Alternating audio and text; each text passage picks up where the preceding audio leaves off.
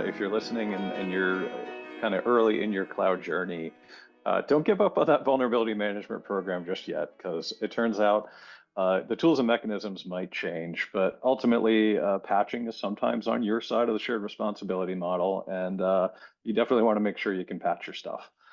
Um, well, I think first and foremost, the reason the customers move to the cloud is usually to trade capital expenditure for operational expense. Take advantage of technologies that might have been cost prohibitive to field yourself, and ultimately innovate on behalf of your customers. And so this seems strange coming from a security professional, but the first metric needs to be anchored in how cloud is enabling the business. Um, if you're not doing the things that make cloud valuable, then you need to re-question everything about how you're doing that.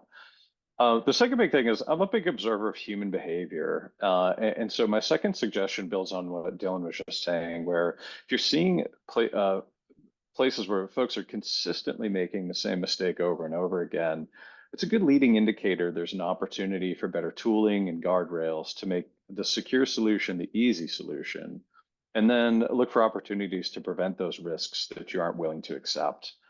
And then last, I suggest a metric that measures your effectiveness at safeguarding the business and your customers.